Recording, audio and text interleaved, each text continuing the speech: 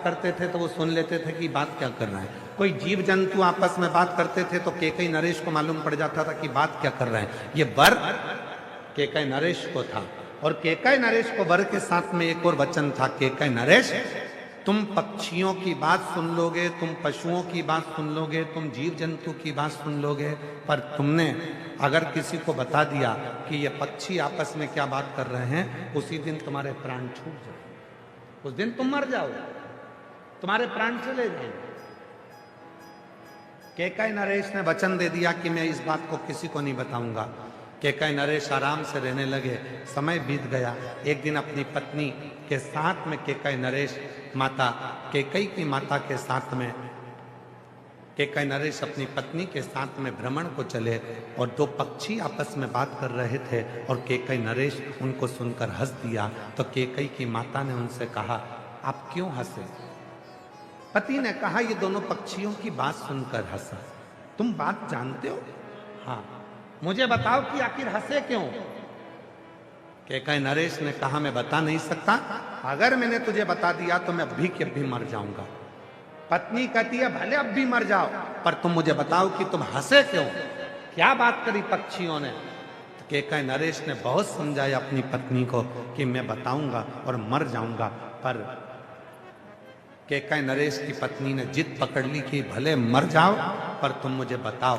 तब केकई नरेश ने दोनों पक्षियों की बात जैसे ही अपनी पत्नी को बताया, बताते से केकई नरेश के प्राण छूट गए, मर गया।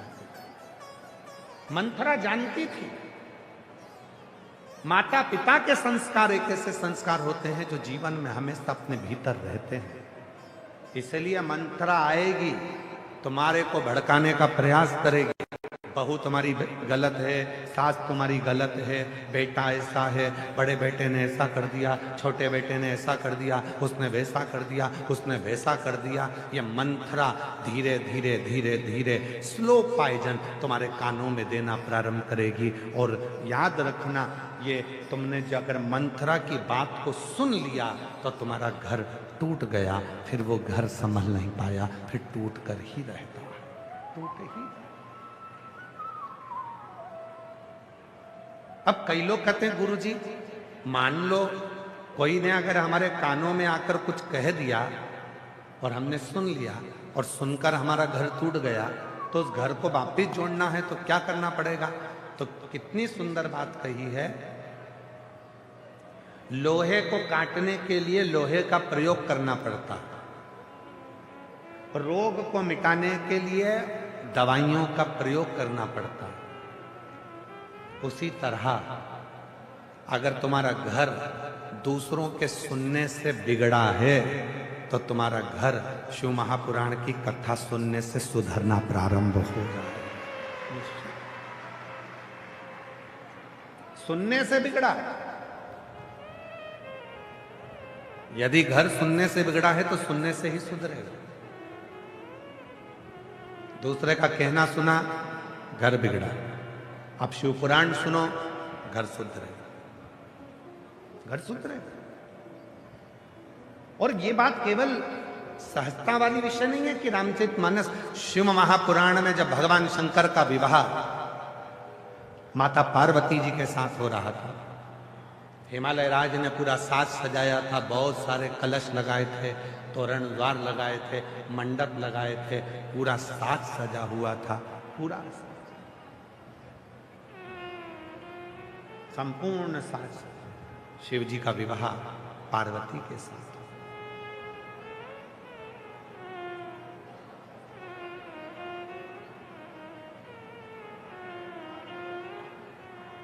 पार्वती जी का श्रृंगार हुआ, विवाह हुआ,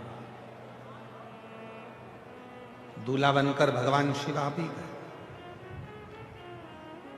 पार्वती जी के साथ उनका विवाह होने लगा।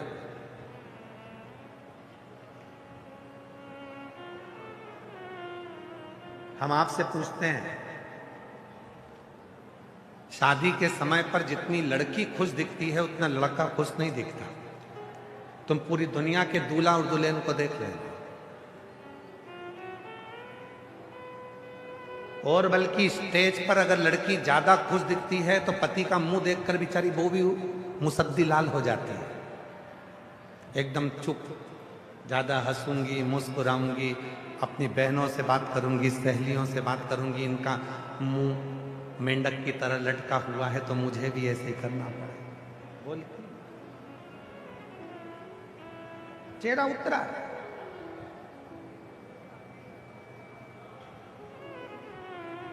क्यों गुरुजी? पार्वती जी के भी चेहरे पर बहुत मुस्कुराहट थी। शादी के समय पर हंस रही, मुस्कुरा रही, और पार्वती मैया खूब मुस्कुरा रही, खूब हंस रही, प्रसन्न है। होना चाहिए।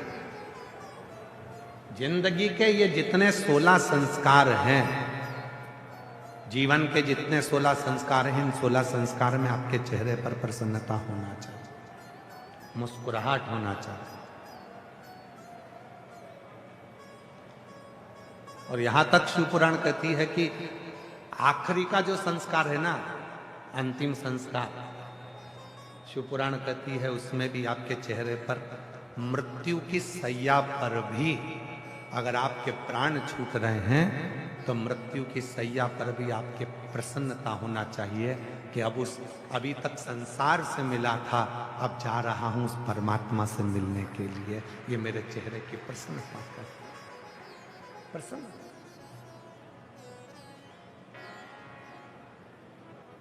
पार्वती जी ने देखा कि शिव जी के चेहरे पर प्रसन्नता नहीं।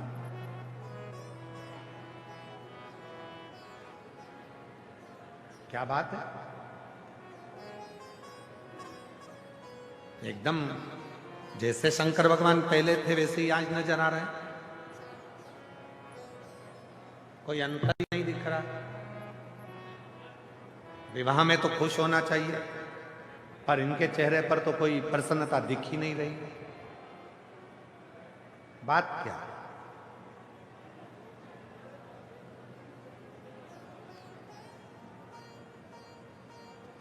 पार्वती जी ने धीरे से घूंघट की ओट में शिव जी से पूछा, क्या बात है प्रभु, आपकी हमसे शादी हो रही है, हमारी आपसे शादी हो रही है। मेरे पिता हिमालय राज कन्यादान करने के लिए बैठे हैं, मेरी मां मैनावती भी कन्यादान करने के लिए बैठी है, और आपके चेहरे पर प्रसन्नता नहीं, आप मुस्कुरा नहीं है। शंकर भगवान बोले, पार्वती, जिंदगी का कोई सा भी पहलू हो, घर में करोड़ों का धन भी आ जाए ना, तो व्यक्ति को अपने पुराने समय को नहीं भूलना चाहिए।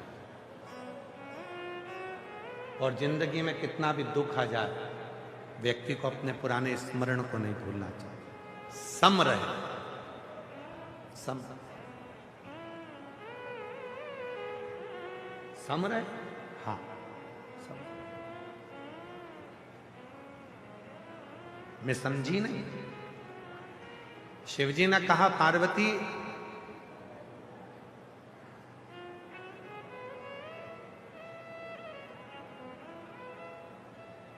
जब तक लड़के का विवाह नहीं होता तब तक वो 2 पांव वाला रहता है।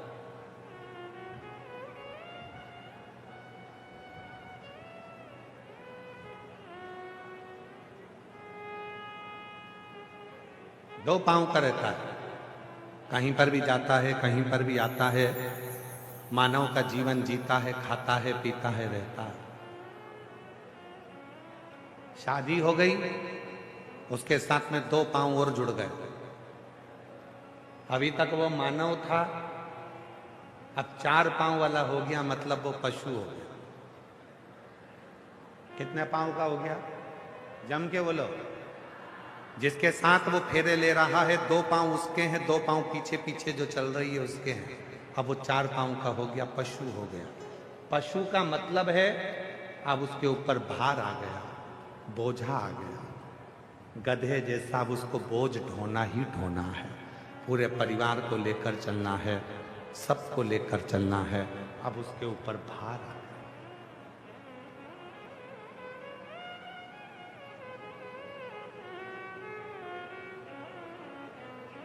पशु बन गए। दुनिया के लोग कहते हैं शंकर भगवान पशुपतिनाथ है।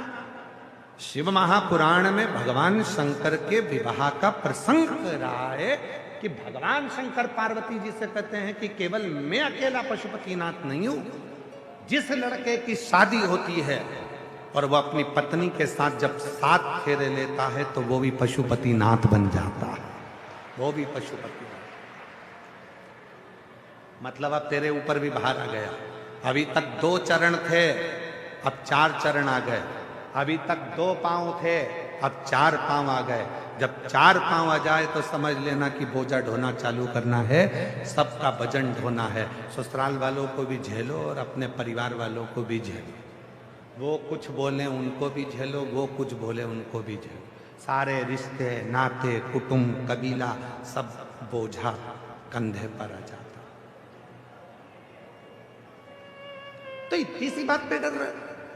पार्वती जी ने कहा इतनी सी बात पे डर रहे हो? शंकर भगवान बोले इतनी सी बात पे नहीं डर रहा। 4 पांव के बाद में 6 पांव भी होंगे। समझ गए आप लोग? जम के तो बोलो जरा। 4 पांव के बाद कितने होंगे? 6 पांव। हमारे 2 बच्चे भी होंगे। और 6 पांव किसके होते हैं? शंकर भगवान अपनी शादी में जो ज्ञान दे रहे हैं वो संसार के एक एक व्यक्ति को उस ज्ञान को धारण करना चाहिए। जब तक तुम्हारे 2 पांव हैं, तुम मानव हो, इंसान हो, जा रहे हो, ला रहे हो, कमा रहे हो, एंजॉय कर रहे हो, खा रहे हो, दोस्तों के साथ बैठ रहे हो, घूम रहे हो, फिर रहे हो, सब कुछ है। पर शादी हो गई, 4 पांव हो गए। 2 तुम्हारे, 2 धर्म पत्नी के, 4 पांव हो गए। 4 पांव हो गए मतलब तुम्हारे ऊपर वजन बोझ हो गया। पशु करना पड़ेगी, सबके लिए संभालना पड़ेगा, सबको जोड़ना पड़ेगा। इसके बाद में अभी 2 पांव और बढ़ने वाले हैं, मतलब तुम्हारे घर में 2 बच्चे होने वाले हैं। अब कितने पांव हो गए? मतलब 1 बच्चा होने वाला है तो कितने पांव हो गए? 6। अब तुम्हारे घर में बेटा जन्म लेगा, बेटा जन्म लिया तो कितने पांव हो गए? 6 पांव। अब तुम्हारे घर में बच्चे 6 पांव हो गए। 6 पांव किसके होते हैं? मधुमक्खी के। 6 पांव किसके होते हैं? मधुमक्खी के। मधुमक्खी जैसे, मतलब अभी तक तुम इंसान थे, मनुष्य थे, मानव से अब तुम्हारे 4 पांव हुए, पशु बन गए, पशु से अब तुम घर में एक बेटा हो गया, उसके 2 पांव आ गए तो तब मधुमक्खी हो गए। मधुमक्खी का मतलब होता है फूलों का रस लाते जाओ, छत्ते में डालते जाओ, कमाते जाओ, घर में भरते जाओ, कमाते जाओ, भरते जाओ, कमाते जाओ, भरते जाओ, इन औलादों के लिए भरते जाओ, इन परिवार वालों के लिए भरते जाओ। मतलब 6 पांव होते से तुम मधुमक्खी हो गए। भरते जाओ, भरते जाओ, भरते जाओ। अब 6 पांव के बाद 2 पांव और आने वाले हैं, बहुरानी। 6 पांव के बाद में 2 पांव और आने वाले हैं। अब कितने हो जाएंगे? जम के बोलो। 8 पांव। शंकर जी कह रहे हैं अपने विवाह में पार्वती जी को, एक समय ऐसा आएगा कि 8 पांव हो जाएंगे, बहू घर में आ जाएगी। 8 पांव किसके होते हैं? मकड़ी के। 8 पांव किसके होते हैं? मकड़ी के। शंकर जी कहते हैं जब 8 पांव हो जाएंगे, इतना जाल बिछा लूंगा अपने व्यापार का, अपने घर का, पूरा जाल ऐसा बिछा लेता हूँ, खूब कमाता हूँ, खूब बढ़ता हूँ, खूब जाल बिछाया, फैक्ट्री, दुकान, घर, गाड़ी, बंगला, बच्चे, बच्ची, बहू, सबका जाल बिछा, और एक दिन उसी जाल में फंसकर मैं मर जाता हूं और आगे बढ़ नहीं पाता हूं। ये जिंदगी।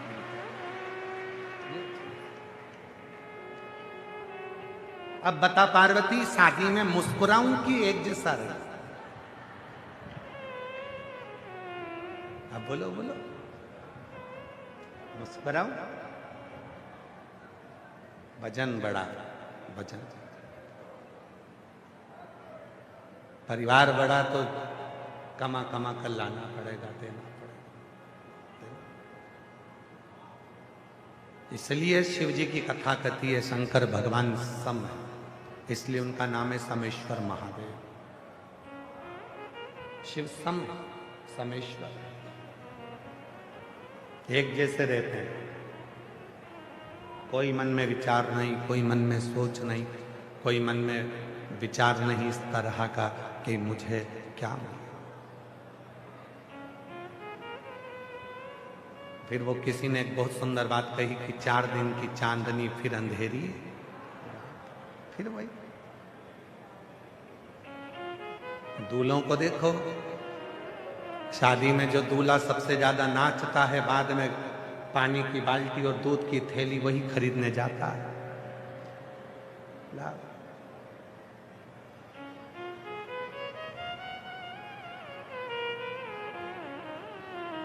इसीलिए शादी के समय पर रात्रि के 9 बजे से लेकर 11 बजे तक ढोलक पीट पीट के माताएं जी गाती है, बना तुम मुंबई जाना जी, बना जी लहंगा लाना जी, बनी फिर पहन के आएगी, बनी फिर यूं इठलाएगी, बनी फिर यूं फरमाएगी, तुम्हारा झुमका गिरा रे। फिर वो करो क्यों कठिन।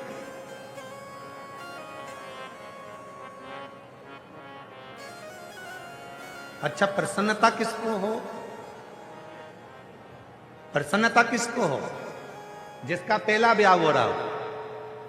तो पार्वती जी को प्रसन्नता हो रही है कि मेरा पहला विवाह है। शिव जी को काय की प्रसन्नता? उनको मालूम है कि मेरी 50 तो पहले चली गई है, ये तो 51 भी है। जो गले में मुंडों की माला है शिव जी के, शंकर जी के गले में